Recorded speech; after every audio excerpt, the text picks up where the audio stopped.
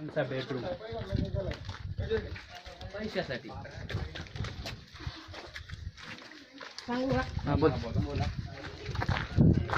बघा सर, वरती चढू नका. आपल्या घरी आपण चप्पल घालून जात नाही. महाराजांचा राहता राजवाडा आहे बघा.